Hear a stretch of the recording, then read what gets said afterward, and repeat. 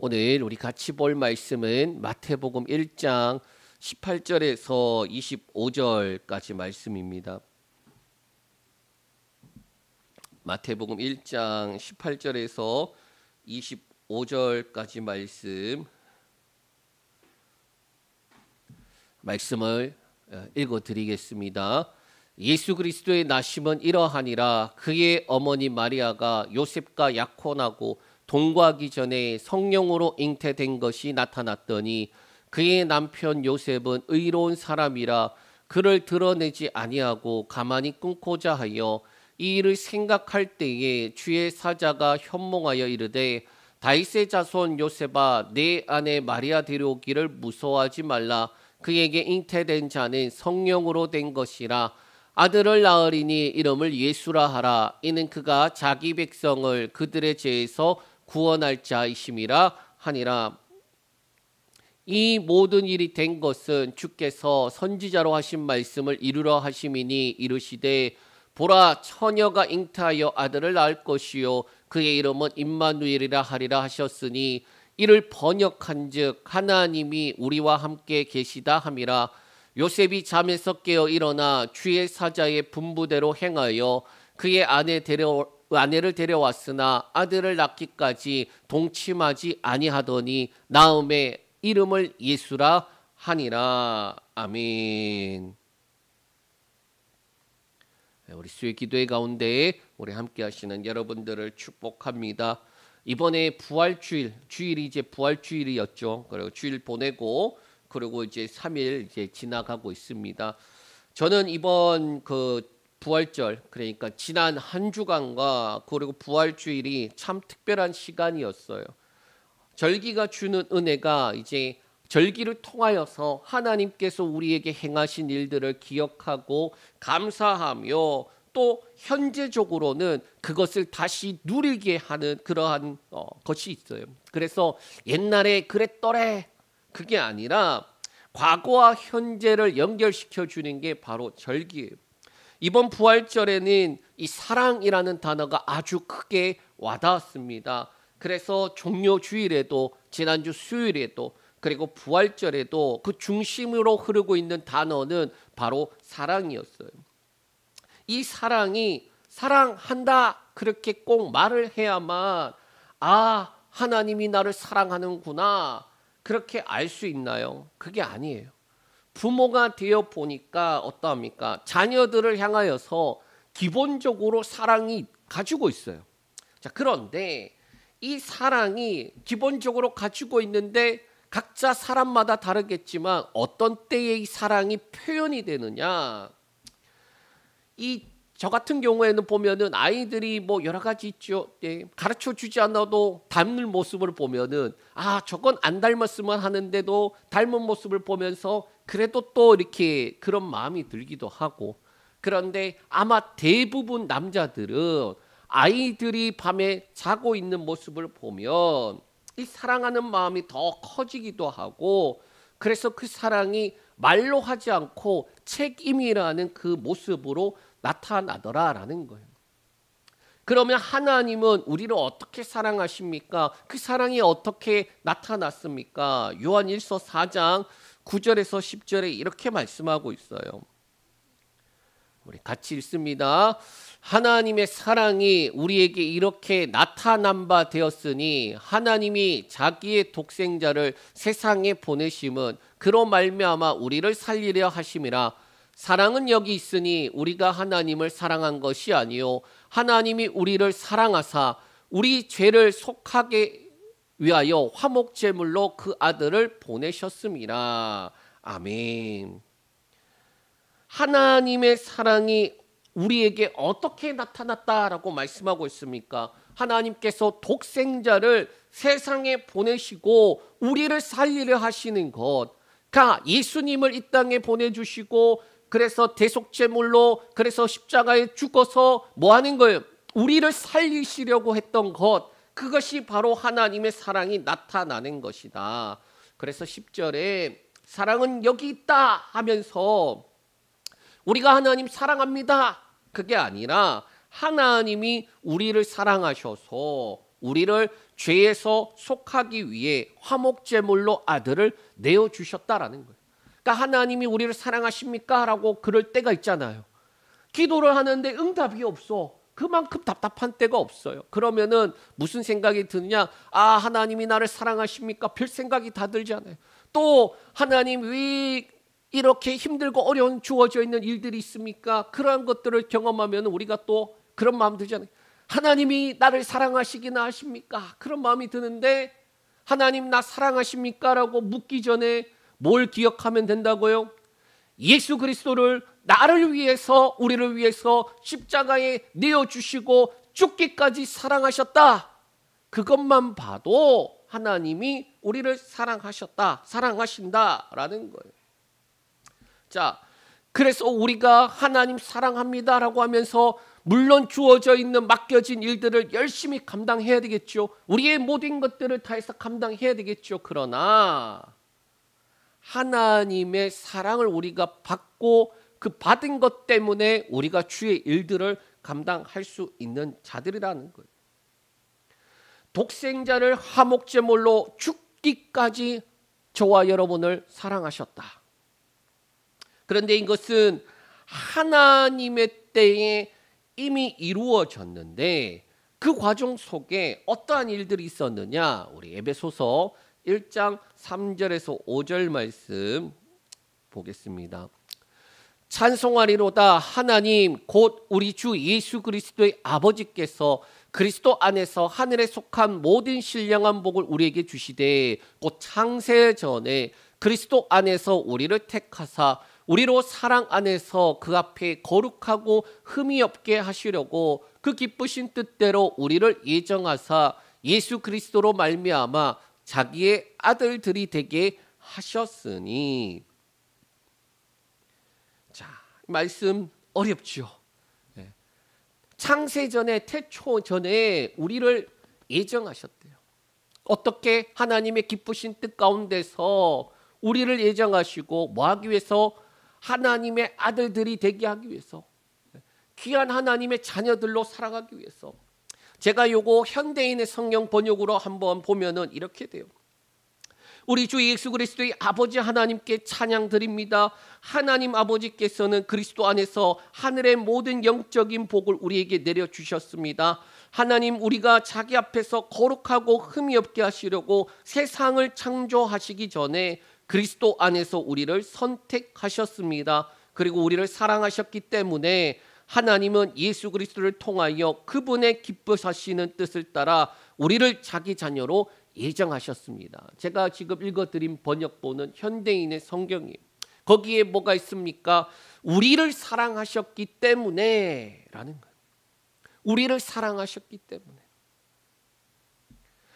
세상을 만들기 전부터 하나님께서 우리를 사랑하셨기 때문에 그 사랑 때문에요. 그런데 어떤 일이 있습니까? 세상을 만들고 사람을 만들었는데 이 사람이 어떻게 하나요? 하나님 앞에 범죄예요. 그럼에도 불구하고 사람이 죄를 지었음에도 불구하고 그때에도 하나님 사랑하시기 때문에 뭘 약속합니까? 우리 창세기 3장 15절에서 17절 말씀 읽겠습니다. 내가 너로 여자와 원수가 되게 하고 네 후손도 여자의 후손과 원수가 되게 하리니 여자의 후손은 네 머리를 상하게 할 것이요 너는 그의 발꿈치를 상하게 할 것이니라 하시고 또 여자에게 이르시되 내가 네게 임신하는 고통을 크게 더하리니 네가 수고하고 자식을 낳을 것이며 너는 남편을 원하고 남편은 너를 다스릴 것이니라 하시고 아담에게 이르시되 네가 네 아내의 말을 듣고 내가 네게 먹지 말라라 한 나무 열매를 먹었은즉 땅은 너로 말미암아 저주를 받고 너는 네 평생에 수고하여야 그 소산을 먹으리라. 아멘.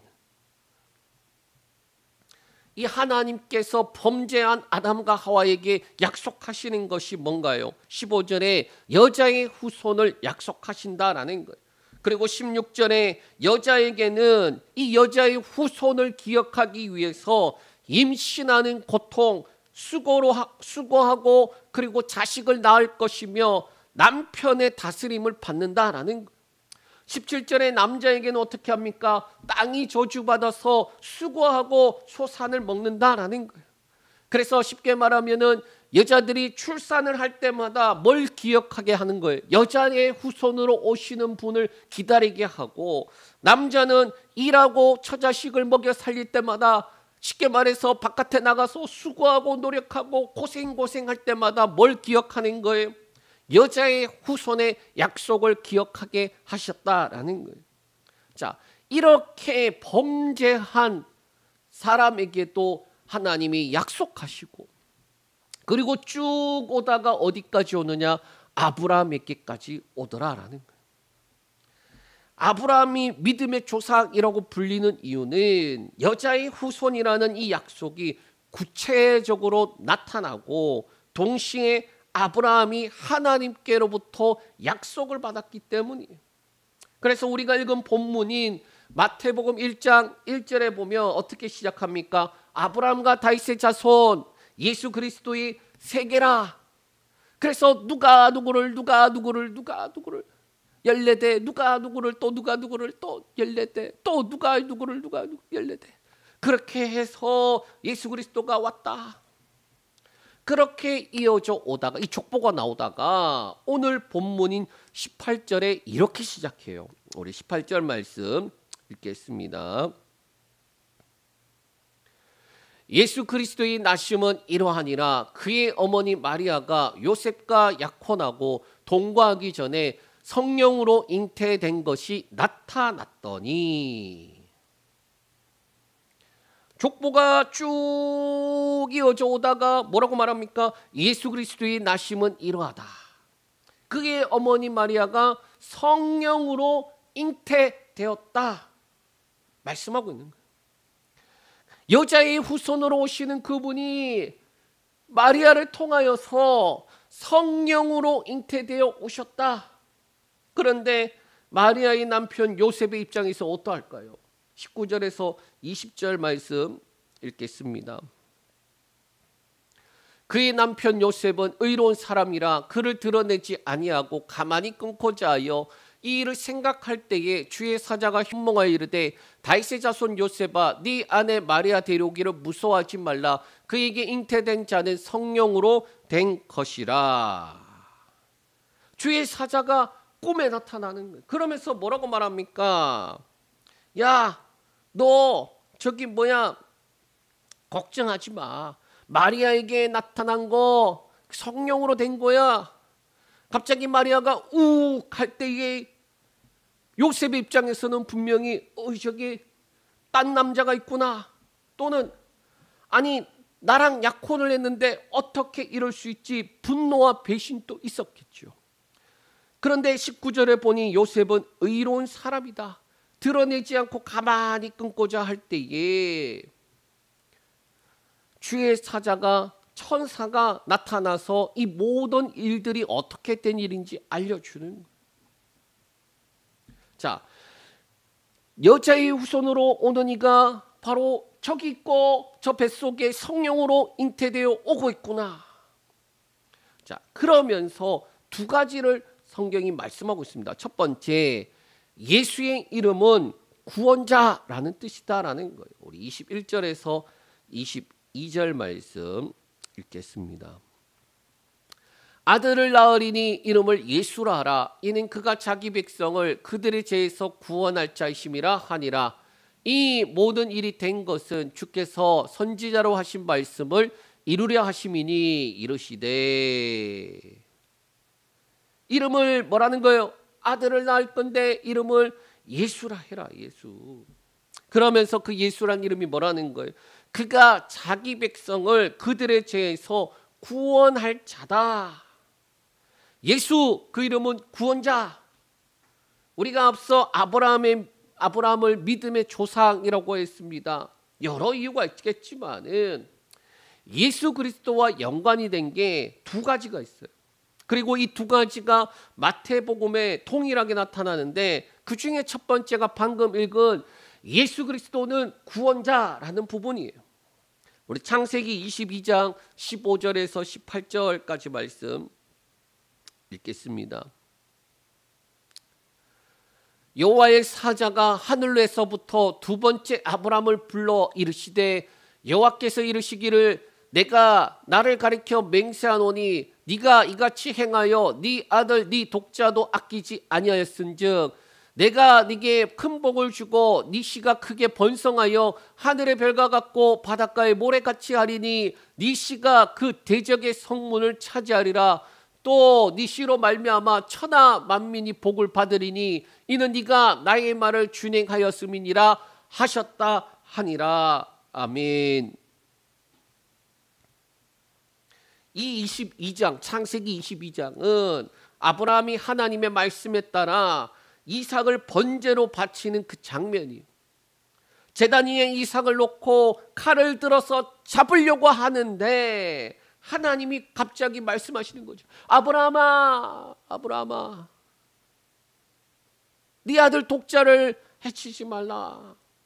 그러면서 뭘 말씀하시느냐? 네가 그렇게 한 줄 알겠다. 그러면서 이제 그 눈을 들어서 순양이 수풀에 걸려 있는 걸 보여주세요. 그리고 그것을 아들을 대신하여 이삭을 대신하여 번제로 드리게 하면서 여호와 이레라는 그 말씀을 주세요. 이 여호와 이레가 뭡니까? 여호와의 산에서 준비되리라 라는 말씀이에요. 그러면 여호와의 산에서 뭐가 준비된다는 것입니까? 하나님의 아들 독생자 예수, 우리를 대신하여 죽을 어린 양이 지금 대신하여서 온다라는 거, 준비되어 온다는 거. 그리고 나서 하시는 말씀이 약속이 뭐냐? 17절에 네 씨가 그 대적의 성문을 차지하리라 라는 거예요. 대신할 구원할 예수 그리스도가, 그러니까 이삭이 죽어야 되는데 이삭 대신에 순양을 죽이잖아요. 대신하여서 준비된 예비된 그 자, 죽어야 될 우리 대신에 죽으시려 오시는 그분이 준비되어서 오는데 그분이 어떤 분이라고요? 보면은 대적의 성문을 차지할 분이다라는 거예요. 17절에 네 씨가 그 대적의 성문을 차지한다. 대적의 성문을 어떻게 차지합니까? 그 성을 박살내니까 차지하는 거예요. 적을 완전히 박살내는 거예요. 구원자가 오시는 거예요. 이 약속이 아브라함에게 주어진 것입니다. 그리고 22절에 이 모든 일이 된 것은 주께서 선지자로 하신 말씀을 이루려 하심이라 이르시되, 바로 이어져 나오는 말씀은 사실 이사야서 말씀이에요. 그 말씀을 인용한 것입니다. 그러나 이사야를 포함하여서 아브라함에게까지 동일하게 하나님께서 말씀하신 것들을 이루려 하심이라. 그래서 두 번째가 뭐냐? 처녀가 잉태하여 아들을 낳는데 이름을 또 뭐라고요? 임마누엘. 예수라 그렇게 부르고 또 임마누엘이라고 또 말씀하는 거예요. 우리 23절 말씀 읽겠습니다. 보라, 처녀가 잉태하여 아들을 낳을 것이요 그의 이름은 임마누엘이라 하리라 하셨으니 이를 번역한즉 하나님이 우리와 함께 계시다 함이라. 아멘. 여러분, 처녀가 잉태하여 아들을 낳는다, 이 말이 무슨 뜻인가요? 바로 여자의 후손의 그 약속인 거예요. 처녀가 어떻게 잉태합니까? 아마도 그 구약의 이사야가 그 말씀을 들으면서도 아니, 처녀가 어떻게 잉태한다는 거지? 그럴 수도 있었겠다 생각이 들어요. 그런데 처녀가 어떻게 잉태하니? 성령으로 잉태한다라고 마태복음에 말씀하고 있잖아요. 이 이름을 임마누엘이라고 불러라는 거예요. 앞에 아들을 낳을 것인데 이름을 예수라. 왜 예수라 합니까? 그가 자기 백성을 그들의 죄에서 구원할 자, 구원자로. 두 번째, 처녀가 잉태하여 아들을 낳는데 그 이름을 임마누엘이라 해라. 왜? 하나님이 너희와 함께합니다. 자, 이 말씀이 어떻게 이루어졌습니까? 예수 그리스도께서 이 땅에 오심으로 예수의 이름을 우리에게 주심으로, 그리고 더 나아가 약속하신 성령이 우리 가운데 거하심으로 이루어지게 되는 거예요. 그런데 그거는 우리가 이미 알고 있는 거고, 그 이전에 하나님께서 아브라함의 집에 오시는 그 약속이 있었어요.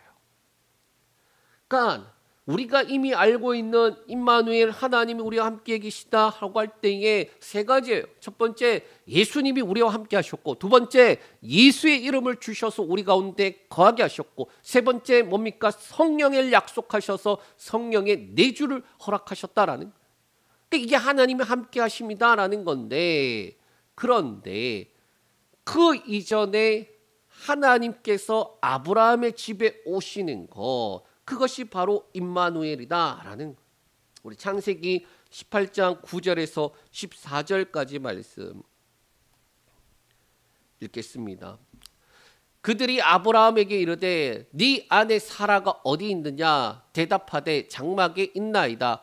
그가 이르시되 내년 이맘때 내가 반드시 네게로 돌아오리니 네 아내 사라에게 아들이 있으리라 하시니 사라가 그 뒤 장막문에서 들었더라. 아브라함과 사라는 나이가 많아 늙었고 사라에게는 여성의 생리가 끊어졌는지라. 사라가 속으로 웃고 이르되 내가 노쇠하였고 내 주인도 늙었으니 내게 무슨 즐거움이 있으리요. 여호와께서 아브라함에게 이르시되 사라가 왜 웃으며 이르기를 내가 늙었거늘 어떻게 아들을 낳으리요 하느냐? 여호와께 능하지 못한 일이 있겠느냐? 기한이 이럴 때에 내가 네게로 돌아오리니 사라에게 아들이 있으리라. 아멘. 아브라함이 어떠한 일이 있었느냐? 날이 뜨거운데 그 장막 앞에서 그냥 멀뚱히 이렇게 멀리 보고 있었어요. 그랬더니 세 사람이 지나가는데 아브라함이 어떻게 하느냐? 와서 저희 집에서 쉬었다가 가세요. 그러면서 모셔요. 그런데 아브라함이 천사인 줄 몰랐어요. 그런데 천사가 지나가는데 아브라함이 모셔서 극진히 대접을 합니다. 송아지도 잡고 뭘 하여튼 간에 준비하고 있으니까 어떻게 하느냐? 그들이 잘 먹고 난 다음에 10절에 내년 이맘때 내가 반드시 너에게로 돌아오는데 네 아내 사라에게 아들이 있으리라 라는 거예요. 내년 이맘때에 다시 온다. 그리고 그때는 사라에게 아들이 있다. 그랬더니 11절에 아브라함 또 사라도 나이가 많고 늙었고 사라는 여성의 생리가 끊어졌다라고 말하고 있어요. 그러니까 하나님의 말씀과 약속을 가지고 있지만 그들의 현실적인 모습은 불가능한 상태예요. 그러니까 이게 오래되었잖아요. 아브라함이 부르심을 받을 때 75세 부르심 받고 지금 이때가 언제입니까? 99세. 그 24년이나 지났는데 말씀하셔서 왔는데 자식이 없어요. 그 중간중간 하나님 말씀하시거든요.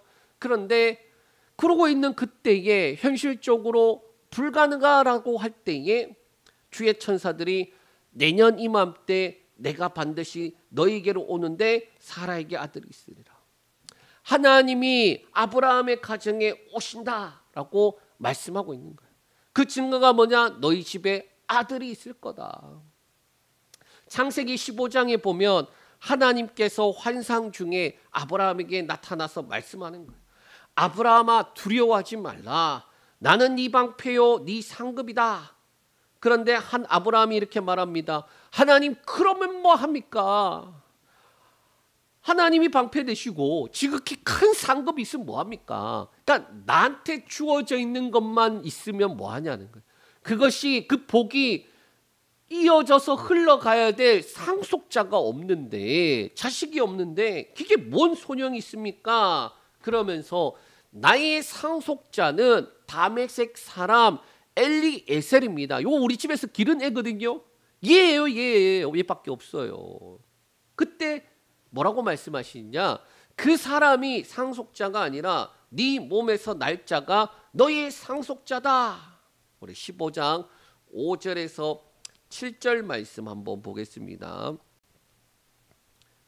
자, 그 말씀하고 난 다음에 뭐라고 말하냐? 그를 이끌고 밖으로 나가 이르시되 하늘을 우러러 무별을 셀 수 있나 보라. 또 그에게 이르시되 너의 자손이 이와 같으리라. 아브라함이 여호와를 믿으니 여호와께서 이를 그의 의로 여기시고 또 그에게 이르시되 나는 이 땅을 내게 주어 소유를 삼게 하려고 너를 갈대인의 우르에서 이끌어낸 여호와니라. 아멘.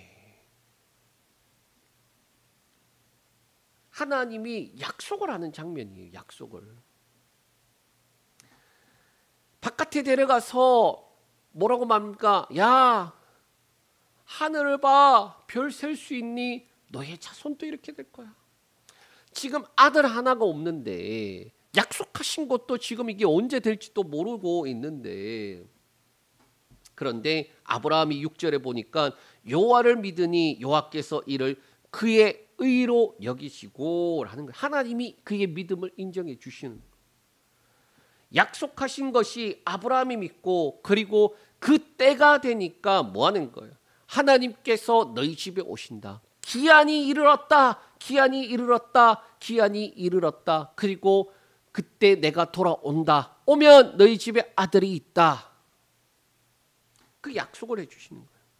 오죽하면 15장 뒷부분에 보면 하나님과 아브라함이 언약을 맺는 장면이 있는데, 하나님께서 당장 아들도 없는 이 아브라함에게 어떤 약속을 하느냐? 자, 너희의 자손이 이방에 객이되어 400년 동안 있다가 고통당하다가 그래도 나올 때는 재물 많이 가지고 어디로 오냐? 이 땅으로 다시 올 거야. 아들 하나 없는데, 아들이 하나도 없는데, 그런데 지금 몇백 년 후를 이야기하시는 거예요. 그러니 임마누엘이라는 약속은 단순하게 하나님이 우리와 함께 계시다 그런 뜻이 아니라, 그런 의미도 있지만 그것을 넘어서 아브라함의 집에 여자의 후손으로 오시는 분, 그분이 아들 이삭을 통하여서 증거가 되는 거예요. 아브라함의 집에 하나님께서 오셨다. 그게 뭘로 나타난다? 이삭이 태어남으로 나타난다. 상속자가 생김으로 나타난다. 믿음의 유업을 이어갈 자로 나타난다. 더 나아가서 예수 그리스도가 오시는 그 길에 그 믿음의 길을 이어갈 자로 나타나더라라는 거예요. 그래서 내년 이맘때 내가 반드시 다시 온다라고 약속하신 하나님이 오시는 것, 그게 뭐다? 임마누엘이다라는 거예요. 말씀을 정리합니다. 부활절을 보내면서 그냥 1년에 한 번 있는 절기, 구원의 은혜를 진하게 한번 경험하는 절기, 그러고 난 다음에 그냥 뭐 그러든지 말든지 내 맘대로 사는 절기가 아니라, 우리가 가져야 될 자세는 우리에게 주신 구원의 은혜와 크신 사랑을 가지고 현재와 미래를 어떻게 살아야 되는가. 내년 이맘때 내가 반드시 돌아온다. 아브라함의 가문에 여자의 후손으로 온다. 그 증거가 낳을 수 없는 자가 생명을 낳고 아들을 낳는다. 이것과 같이 그리스도인들에게는 어떤 게 있느냐? 예수 그리스도가 다시 오신다. 속히 다시 오신다. 그렇기 때문에 낳을 수 없는 가정에 생명을 잉태한다. 그게 뭐냐? 교회가 복음을 전하고 예수를 전하고 생명을 전해서 한 영혼이 다시 돌아오고 그 영혼을 건강하게 세워가는 거예요.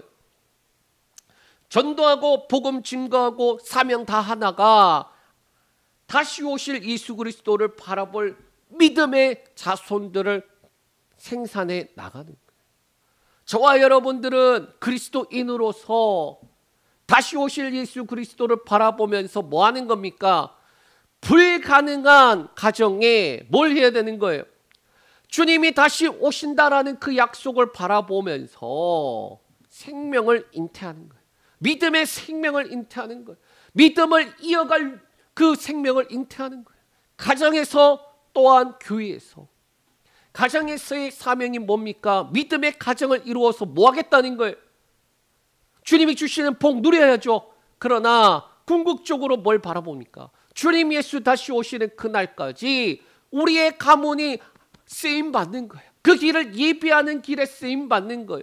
믿음의 자손들을 계속 끊임없이 이어가는데, 너희들은 예수 그리스도 다시 오실 그때를 예비하는 자들이 되라 라는 그 믿음의 유업을 이어가는 거예요.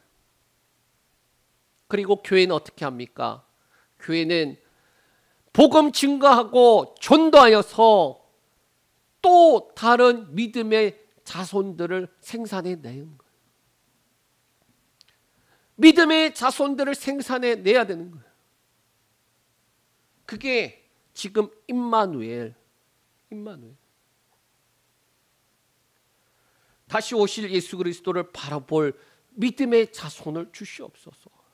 가정에서도 또 교회에서도, 우리 가정과 가문에, 그리고 우리 교회에 다시 오실 예수 그리스도를 바라보며 예비하는 자들로 주님 세워 주시옵소서. 쓰임 받기를 원합니다. 복 주시길 원합니다. 그렇다면 가장 큰 복이 뭐라는 거예요? 아브라함의 가정의 가장 큰 복이 뭡니까? 바로 하나님이 그 가문에 오시는 거예요. 저와 여러분의 가정에 하나님이 오신다라는 말이 뭡니까? 예수 그리스도, 다시 오실 예수 그리스도를 소망하면서 믿음의 자손들을 만들어가는 거예요. 그러려면 어떻게 합니까? 성령 받아야 돼요. 성령 충만해야 돼요. 예수님께서 부활하신 날, 우리 지난 주일날 바로 말씀 들었잖아요. 너희에게 평강이 있을지어다 라고 하시면서 뭐 하십니까? 숨을 내쉬면서 성령 받으라 라는 거예요.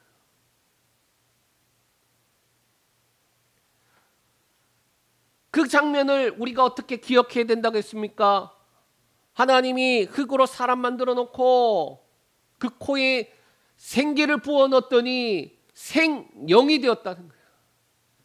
똑같이 예수님께서 숨을 불어넣으시면서 뭐라는 거예요? 성령 받으라 라는 거예요. 살아있는 자들이 되라는 거예요. 우리가 너무나도 잘 아는 사도행전 1장 8절에서 11절까지 말씀 우리 한번 읽겠습니다. 오직 성령이 너희에게 임하시면 너희가 권능을 받고 예루살렘과 온 유대와 사마리아와 땅끝까지 이르러 내 증인이 되리라 하시니라. 이 말씀을 마치시고 그들이 보는데 올려져 가시니 구름이 그를 가리어 보이지 않게 하더라. 올라가실 때에 제자들이 자세히 하늘을 쳐다보고 있는데 흰 옷 입은 두 사람이 그 길 곁에 서서 이르되 갈릴리 사람들아 어찌하여 서서 하늘을 쳐다보느냐. 너희 가운데서 하늘로 올리신 이 예수는 하늘로 가심을 본 그대로 오시리라 하였느니라. 아멘. 잘 봐요. 이 예수님께서 승천하시기 전에 뭐라고 말씀하셨다라는 거예요. 오직 성령이 너희에게 임하시면 예루살렘과 온 유대와 사마리아와 땅끝까지 이르러 내 증인이 된다라는 거예요. 그러고 난 다음에 승천하시는데, 제자들이 그 승천하셨는데도 한참을 쳐다보고 있으니 천사가 뭐라고 말합니까? 야, 어찌해서 하늘을 쳐다보느냐. 너희 가운데서 하늘로 올려지신 이 예수는 하늘로 가심을 본 그대로 오시리라. 뭐라는 거예요? 반드시 돌아오는데 마치 내년 이맘때 내가 다시 돌아오리니 너희 집에 아들이 있을 거다. 올라가신 대로 돌아오실 텐데 우리에게 뭐가 있어야 돼요? 믿음의 자손들이 있어요. 예수 증거, 복음 증거, 전도해야 돼요. 근데 그거 성령 받아야 돼요.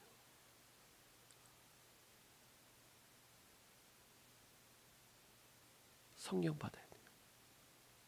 그리스도인의 삶의 목적이 뭐냐라고 물어본다면 복음의 증인 되는 거예요. 성령 받아서 예수의 증인 되는 거예요. 그리스도인이 왜 이 땅에서 살아야 됩니까? 라고 한다면 개인적으로는 내적으로는 예수 그리스도를 닮고 따라가며 그분의 열매를 맺는 거고, 그리고 그것을 외적으로는 복음을 증거하여서 뭐 하는 거예요? 한 영혼 한 영혼 다시금 믿음의 자손들을 만들어내는 거예요. 그게 그리스도인의 목적이에요. 교회의 목적도 동일합니다. 그러한 그리스도인들이 모여서 주님 다시 오심을 예비하며 다시 오실 예수 그리스도를 소망하며 믿음의 자손들을 만드는 거예요. 왜? 반드시 오신다고 하셨으니까. 반드시 오신다고 하셨으니까. 그러니 성령 받아서 증인되라. 이 은혜를 누리는 저와 여러분들 되시길 축복합니다. 기도합니다. 하나님 감사합니다. 우리에게 주신 은혜와 크신 사랑 감사합니다. 그 크신 은혜와 사랑을 누리고 경험하며 알고 살아간다면은 이제는 그 부르심의 목적과 뜻을 깨달아 살아가게 하여 주시되 예수 그리스도 구원자와 임마누엘 그 주님을 기억하며 우리에게 주신 은혜뿐 아니라 주님 다시 오심을 바라보며 소망하며 복음 증거의 사명을 감당할 수 있는 은혜를 부어 주시옵소서. 그래서 주님이 성령 받으라 하셨는데 성령 충만하여 예수 증인, 복음 증인, 한 영혼 구원하여 그래서 다시 돌아오신다라는 그것을 기다리며 믿음의 자손들을 만들어가는 생명을 낳고 또 생명을 낳는 그 일을 감당할 수 있도록 주여 역사하여 주시옵소서. 하나님, 우리에게 주어져 있는 삶 가운데 최우선의 목적이 되게 하여 주시오며 그 일에 모든 것들이 쓰임받는 도구로서 하나님 드려지게 하여 주시옵소서. 하나님, 오늘 이 밤 기도하고 간구합니다. 기도할 힘과 능력 부어 주시옵소서. 감당할 수 있는 힘과 능력 주시옵소서. 또한 아버지 하나님, 우리의 주어져 있는 가정들, 또 우리에게 속한 모든 삶의 터들, 그리고 교회에서 주님 아버지 하나님 주의 은혜를 부어주시고 성령 충만하여 아브라함의 가정에 내년 이맘때에 내가 다시 돌아오는데 너희 집에 아들이 있을 거야. 주님 다시 오시는 그날에 믿음의 자손을 만들어가고 그래서 그것이 증거가 되고 그래서 그것을 통하여서 주님 오시는 길을 예비하고 준비하며 그 길에 쓰임받는 귀한 삶, 귀한 가정, 귀한 교회 되게 하여 주시옵소서. 오늘도 이 밤 기도합니다. 기도할 때에 하나님 하나하나 간구하는 것 위에 응답하여 주시며 성령 충만하게 하여 주시며 또 예수의 이름으로 날마다 승리하는 귀한 주의 자녀들 되게 하여 주시옵소서. 예수님의 이름으로 기도합니다. 아멘.